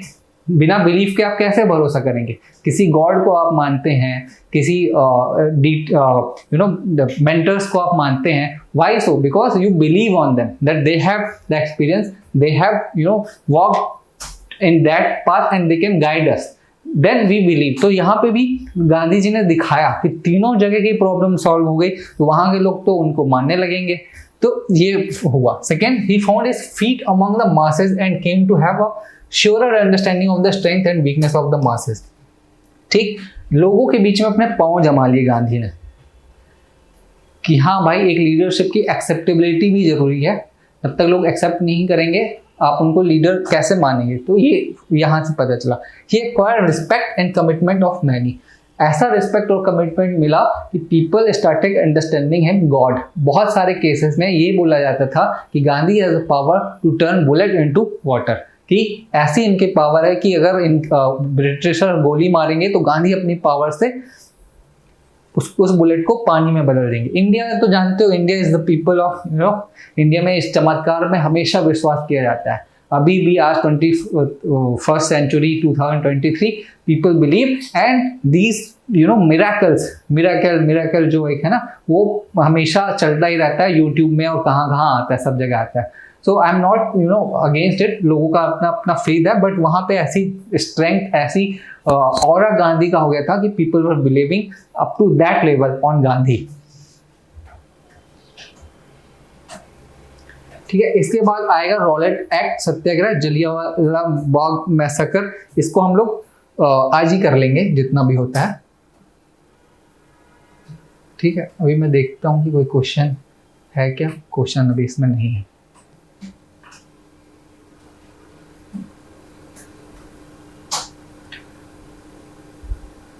ठीक, तो ये सब चल रहा था, 3 स्ट्राइक हो गई, मतलब 3 Kheda, Ahmedabad and this Champaran movement happen. अचानक ब्रिटिशर्स ने रॉलेट एक्ट ले आया। रॉलेट एक्ट क्यों लाया ब्रिटिशर्स, ये भी मैं आपको बताता हूँ, और रॉलेट एक्ट है क्या ये भी बताता हूँ। तो देखो, ब्रिटिश की एक पॉलिसी थी, you might be aware, during initial time when they were getting hold on Indians and the regional power, they were using the policy of what? Divide and rule। ये हमको पता है, इसके थ्रू ही इन्होंने Hyderabad, Karnataka, Bengal, Awadh, all regional powers, Marathas, they captured, right? Through divide and rule, dividing whom? People against each other and then ruling. After that, their second policy was policy of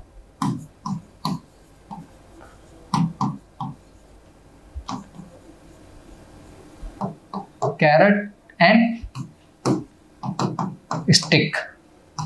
ठीक है, एक हाथ में गाजर और दूसरे हाथ में डंडा।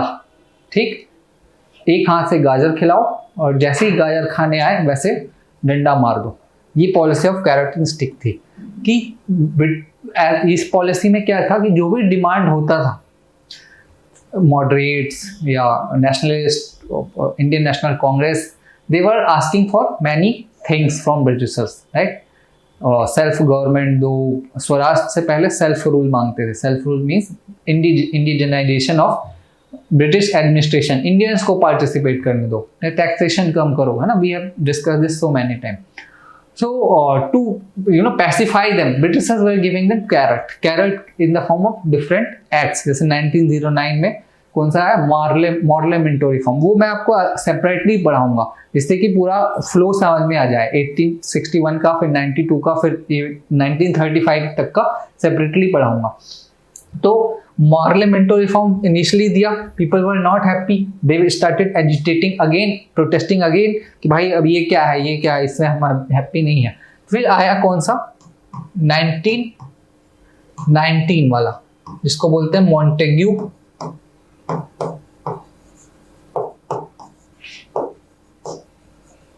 Chelmsford reform. ठीक है, यहां से भी लोग खुश नहीं हुए। ये एक तरीके से कैरेट था, कुछ हद तक काउंसिल एंट्री वगैरह हुई, वो मैं आपको समझाऊंगा। लेकिन फिर वहीं दूसरे एंड पे वो लोग ले आए कौन सा, रॉलेट एक्ट।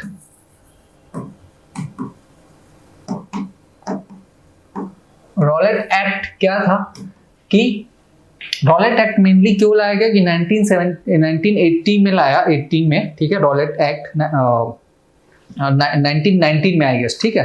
तो रॉलेट, हाँ 1919 में रॉलेट एक्ट जो आया, तो वो उस टाइम पे रिवॉल्यूशनरी एक्टिविटीज जो है सेकेंड फेज की, जो 1920s के बाद हम देखेंगे, वो भी ट्रैक्शन पकड़ने लगी थी, ठीक है, होने लगी थी एक्टिविटी, उसको कंट्रोल करने के लिए। और दूसरा भी इस टाइप की, Britishers were very smart, I told you many times that they were learning lessons fast. उन्होंने देखा था कि भाई फेज 1 में क्या हुआ था कि मॉडरेट्स था, फिर एक्सट्रीमिस्ट आ गए थे, और एक्सट्रीमिस्ट वापस थे, लड़ने लग गए थे, है ना।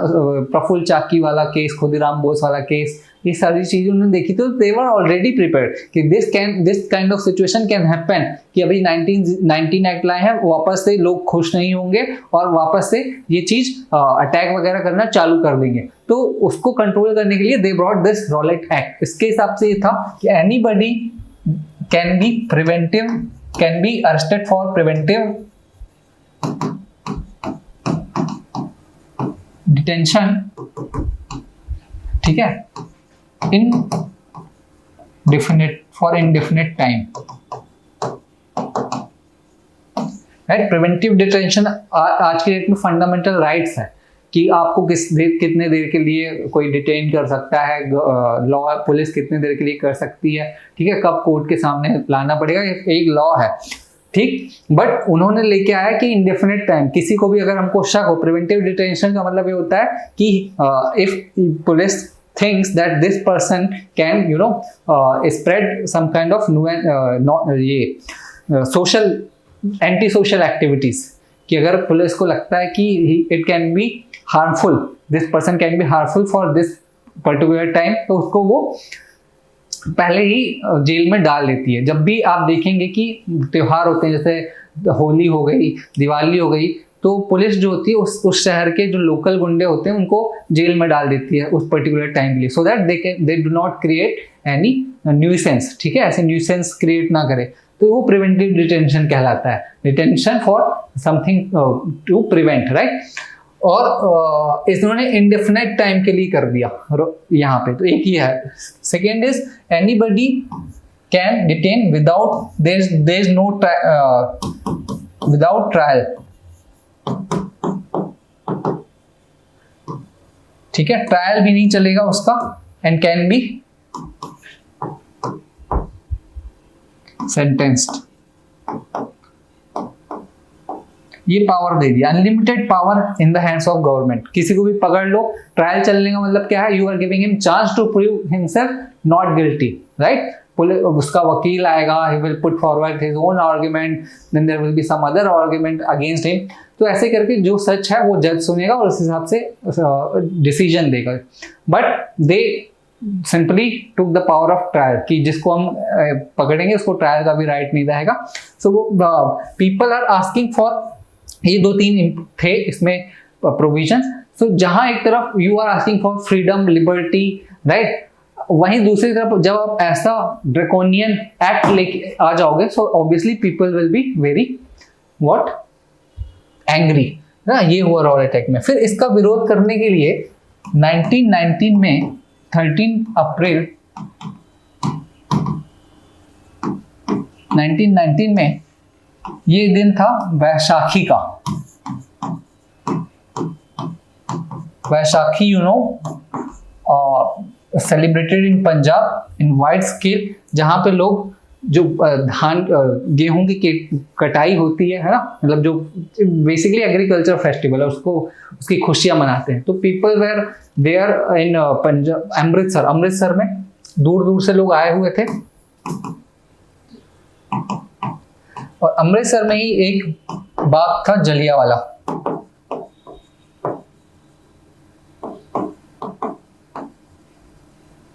ठीक है, यहां पे लोग प्रोटेस्ट कर रहे थे। प्रोटेस्ट क्यों कर रहे थे? For protest against the arrest of their leader.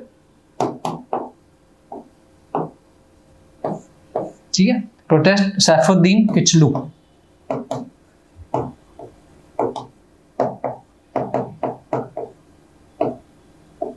ये प्रोटेस्ट कर रहे थे और मेले का टाइम भी था, बहुत सारे लोग इकट्ठे हुए थे। उसी वक्त एक ऑर्डर आया हुआ था। ऑर्डर समझ लीजिए, मैं आज के टर्म में बोलता हूँ 144। ठीक है, ऐसा नहीं था, लेकिन 144 जब लागू हो जाती धारा 144, तो द थिंग इज 4 से ज्यादा लोग नहीं इकट्ठे हो सकते। तो ऐसा पंजाब गवर्नमेंट ने ऑर्डर लाया था to you know remove to ये एक तो रॉलेट एक्ट लेके आई, फिर उनको आशंका थी कि विरोध हो सकता है, तो ये ऑर्डर भी लेके आई so that you know they can prevent any kind of mishappening. वो था। तो जनरल डायर थे उस टाइम पे, general Dyer. So he took it personally कि मैंने ऑर्डर निकाला है और लोगों ने उसको डिफाई करते हुए इतने सारे लोग इकट्ठे हो गए। तो he went to Jallianwala Bagh which was, अगर ये बाग है तो it was having only 1 entry और close from all the side, right. यहां पे लोग इकट्ठे थे। He came, general Dyer, and gave order for you know continuous firing. 10 minute तक फायरिंग चलती रही, 10 मिनट तक। सोचिए कितने सारे लोग। It is said that more than 300 people died, this is official figure, but many people died.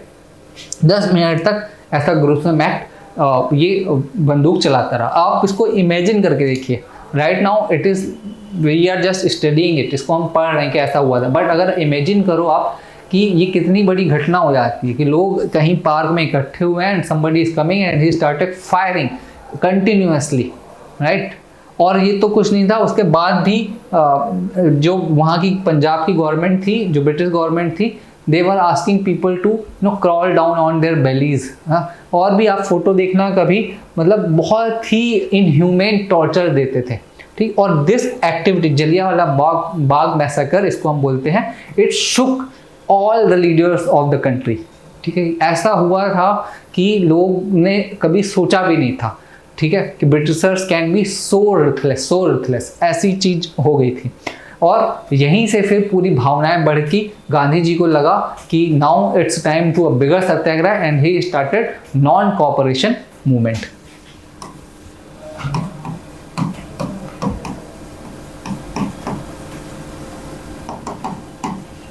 Non cooperation movement, right. इसको हम कल पढ़ेंगे, अभी इसमें जो होगा स्लाइड्स में वो देख लेंगे, ठीक। अच्छा, अब ये जो हुए जलियांवाला बाग मैसेकर हुआ था, इसकी इंक्वायरी के लिए कमीशन एस्टेब्लिश किया। उस कमीशन का नाम था, this can be asked, Hunter commission. And Hunter commission was just an eyewash. He simply you know protected general Dyer को प्रोटेक्ट किया और बता दिया कि it was you know compulsory, और the situation was like that कि we have to fire the people, मतलब वहाँ पे गोली चलाना जरूरी था। तो इससे भी लोग गुस्सा थे कि हंटर कमीशन की रिपोर्ट आई, उसने भी इसको डिफेंड किया, right.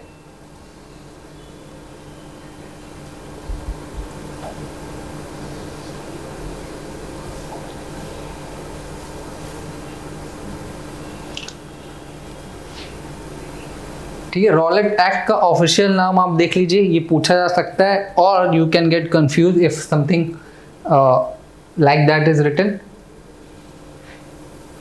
So it is like anarchical and revolutionary crimes act. Anarchical and Revolutionary Crime Act. So from here, from this name you can understand. ना anarchy का मतलब क्या होता है? When there is disturbance. And revolutionary we know. तो उसको ही रोकने के लिए they brought this act. Rowlatt Commission headed by British Judge Sir Sidney Rowlatt. So who was Rowlatt? He was British Judge. Rowlatt Commission एक commission था, ठीक है, और उसने ये एक्ट रिकमेंड किया था. The act allowed political activities to be tried without juries or even imprisonment without trial. ये मैंने आपको बताया. Arrest of offender without warrant on mere suspicion of treason. सिर्फ शक के बिना पर ही अरेस्ट किए जा सकते थे. तो अगर आज के टर्म में बात करें तो जो habeas corpus to have the body of, right, इसको इसने खत्म कर दिया था. The object of the government was to replace the repressive provision of the war time defence of India act by permanent law. हाँ, तो देखो गवर्नमेंट ने क्या लाया था कि डिफेंस ऑफ इंडिया एक्ट लेके आया था 1915 में. क्यों? क्योंकि वर्ल्ड वॉर 1 चल रहा था, तो उस वॉर के नाम पे इंडिया को डिफेंड करने के लिए दे वर डूइंग एनीथिंग. वही लोगों को ट्रायल में रखना और अरेस्ट कर लेना कि हम इंडिया को क्या कर रहे हैं, प्रोटेक्ट कर रहे हैं. Defence of India act. Now they wanted to permanentlize इसको, मतलब एक फिक्स एक्ट करना चाहते. They want to fix this act कि आप ऐसा एक्ट ले आते हैं कि अब हम इसको फिक्स कर देते हैं. मतलब आप सोचो कि कितना बेवकूफ़ समझते थे ब्रिटिशर्स हमको, ठीक है. दिन दहाड़े सब लोगों के सामने when we have leaders like Gandhi और कितने सारे अच्छे लीडर्स थे, और वो ये अंग्रेज ये सोचते थे कि हम इनको ऐसे ही बेवकूफ़ बना लेंगे. और या फिर एक दूसरा एस्पेक्ट ये भी था कि जनता हमारी कितनी भोली भाली थी, राइट, कि हम सारी बातें या ब्रिटिशर्स के उसमें आ गए. मतलब आप अगर कभी सोचो इस चीज़ को ध्यान से कि education can be so much powerful. हम इतने एजुकेटेड होते अगर, तो शायद ये सिचुएशन नहीं होती. एजुकेशन का इंपॉर्टेंस आप देखो, कभी अगर आपको एजुकेशन का इंपॉर्टेंस बोलना हो तो you can say this point. If we would have been educated, so it is possible that Britishers would not have ruled us for so many years. They would have not looted us. हमको लूट के नहीं ले जाते, ठीक है. तो that's why you understand the importance of education. Exam निकालना इज डिफरेंट थिंग, ठीक है, पढ़ना एग्जाम, बट एजुकेशन मतलब अवेयरनेस, नॉलेज, वो नहीं रोकना है ना. क्या हो रहा है देश में, क्यों हो रहा है, बेसिक अंडरस्टैंडिंग वो चलते देना है. न्यू स्किल्स सीखना, वो सब होते देना रहना है, ठीक है. तो इसके लिए ये रॉलेट एक्ट लेके आया कि अब इसको हम फिक्स कर देंगे और लोग को कभी भी अरेस्ट करके, किसी भी शक पे अरेस्ट करके उनको विदाउट ट्रायल हम सेंटेंस देते रहेंगे और सजा देते रहेंगे. रॉलेट एक्ट ने गांधी जी ने बोला इट्स अ ब्लैक एक्ट, ठीक है. और there was a radical change in situation by now. The masses had found direction. लोगों को पता चल गया था कि भाई कैसे लड़ना है. They could act instead of just giving verbal expression to their grievance. Masses अब लड़ सकती थी. From now onwards, peasants, artisan, and the urban poor were to play an increasingly important part. है ना? Orientation of national movement turned to the masses. Struggle had to be launched on April 6, 1919. But before it could launch, there was large scale violence. है ना? तो अब जब ये हुआ, Rowlatt act लाया, तो एक डेट रखी गई. डेट अप्रैल 6, 1919 थी कि इस दिन हम सत्याग्रह करेंगे. लेकिन अभी भी लोगों ने गांधी जी की टेक्निक को समझा नहीं था. ये चीज़ आप समझो, है ना. एक चीज़ मैं यहाँ से और बताना चाहता था कि हाँ, हमने प्रीवियस लेक्चर्स में देखा कि the seed of nationalism, right, जो भी चीज़ हो रही थी, Ghadar movement, it help to strengthen nationalism. Home rule movement, it help to strengthen nationalism. उसके पहले भी जो हुआ था सोशल रिफॉर्म मूवमेंट, वो भी नेशनलिज्म को बढ़ावा दिया. फिर formation of Indian National Congress, there also we saw that how one of the objective was to make people aware about the nationalism, right. तो वो जो हमने बीज बोया था उस टाइम से, वो अब बीज पेड़ बन चुका था, राइट. और लोगों को पॉलिटिकल अवेयरनेस, नेशनलिज्म की अवेयरनेस आ गई थी इस पॉइंट ऑफ टाइम पे. एंड ब्रिटिशर्स ने ऐसा एक्ट कर दिया 1919 में रॉलेट एक्ट ला दिया। तो वो नेशनलिज्म अब अपने एक्सप्रेशन, अपने आप को एक्सप्रेस करना चाह रहा था, ठीक है। और उनको लीडर भी मिल गया, एक ऐसा लीडर जिसने पहली बार 3 इंस्टेंसेस पे ब्रिटिशर्स को उन बैक फुट पे ढकेला है। इससे पहले ब्रिटिशर्स ही हावी होते थे, चाहे आप गदर मूवमेंट को देख लीजिए, खत्म कर दिया लोगों को, 200 life sentences, 45 death sentences. Home rule movement को लीडर्स थे Annie Besant, she was not fixed focus, वो वैसिलेट कर रही थी, उनको नहीं समझ में आ रहा था कि क्या करना चाहिए। And she was old enough also.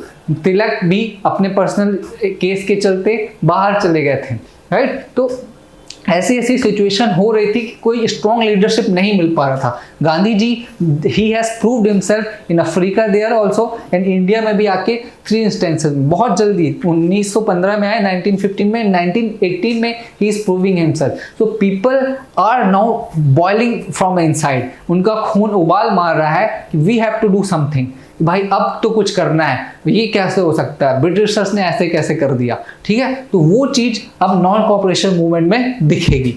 तो अप्रैल 6 डेट फिक्स की गई, लेकिन पीपल वर नॉट अंडरस्टैंडिंग क्या कि भाई ये करना कैसे है, क्या सत्याग्रह कैसे करना है। उनको तो लगा कि बस अंग्रेजों को, लोगों को मारना चालू करो।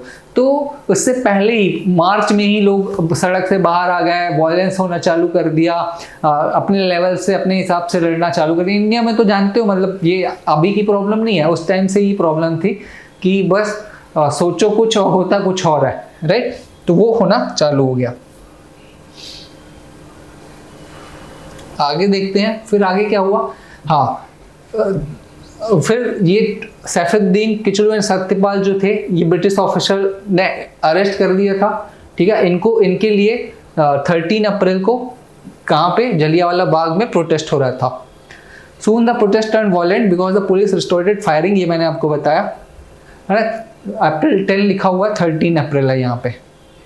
अच्छा, ये proclamation of 13 April which was also called Baisakhi, forbidding people from living the city without a pass and from organising demonstration और प्रोसेशन। मतलब एक सैफुद्दीन किचली वाला एपिसोड हो गया था, लोग विरोध करने लग गए थे, तो जनरल डायर ने वो ऑर्डर निकाल दिया कि आप विदाउट पास बाहर नहीं निकलोगे। जैसे कोविड में था, कोविड में पुलिस कैसे डंडे मारती थी, आप निकलो, कितने सारे वीडियोज हमने देखे हैं, निकलते ही मतलब बहुत फनी वीडियो भी थे और बहुत जाती भी हुई है, ठीक है, ये सारी चीज़ें हुई थी। तो वो ऐसा ऑर्डर निकल गया, हालांकि ऐसा नहीं हुआ कि गोली मार दिया जाए, लेकिन जनरल डायर ने ऐसा किया। और फिर जो हुआ, वी ऑल नो कि क्या हुआ था, ठीक है। ब्रिटिशर्स ने जो फैक्ट बताया, according to them 379 people died, लेकिन रियलिटी है कि अप्रॉक्सीमेटली 1000 लोग वर बाउंडेड, है ना। इंडियन नेशनल कांग्रेस का एस्टिमेट था कि 1500 वर बाउंडेड और 1000 वर किल्ड, ठीक है। और 1650 बुलेट्स फायर की गई थी। मूवीज वगैरह में आपने देखा होगा कि वहां पे जो कुआं था, एक कुआं था ओपन, को लोग उसी में कूदने लग गए, ठीक है। अभी भी आप कभी अमृतसर गोल्डन टेम्पल है, गोल्डन टेम्पल के पास ही जलियांवाला बाग है, वहां पे जाएंगे तो बुलेट के निशान बने हुए हैं आज तक, उसको हाईलाइट और मार्क किया गया है। You will see that how horrific it was, और फोटोज वगैरह भी लगी हुई है, राइट। गांधी जी ने इसके विरोध के लिए, जो उनको कैसरे हिंद का टाइटल मिला था, ही गेव अप, ठीक, and bestowed by the British, ये था। Gandhi was overwhelmed by the atmosphere and withdrew the movement on April 18, 1919, ठीक है। मतलब ये जो उन्होंने बोला था कि 6 अप्रैल को मैं करूंगा, तो अभी उन्होंने विड्रॉ कर लिया गांधी जी ने। हंटर कमीशन की इंक्वायरी देखो क्या आई। हंटर कमीशन मैंने बताया, on October 14, 1919 the government of India announce the disorder inquiry committee which came to be widely known as Hunter committee और हंटर कमीशन। इसका ओरिजिनल नाम देख लेना। The purpose of the commission was to investigate the recent disturbance in Bombay, Delhi and Punjab about their causes and the measure. There were also 3 Indians, इसमें 3 Indians भी थे, चिमनलाल, हरिलाल, सीतलवाड़, ठीक है, पंडित जगत नारायण एंड सरदार साहिब बाज सुल्तान अहमद खान। तो बेसिकली इन्हीं के लोग थे ये सब, ठीक है। तो ये हंटर कमीशन था। अब अगली क्लास में हम लोग कल देखेंगे स्वदेशी मूवमेंट। स्वदेशी मूवमेंट क्या है, कैसे स्टार्ट हुआ, क्यों एंड हुआ, ठीक है। और उसके बाद फिर आगे की जो कहानी है सिविल डिसोबीडियंस की तरफ आगे बढ़ना, वो हम कंटिन्यू करेंगे, ठीक है। इससे रिलेटेड कोई क्वेश्चन आया हुआ होगा तो क्वेश्चन भी मैं डिस्कस करूँगा कल। आज के लिए इतना ही, और कोई डाउट हो तो ज़रूर पूछिए, रेज कीजिए, कमेंट कीजिए, जिससे कि हम आपके डाउट रिजॉल्व कर सकें। Thank you once again.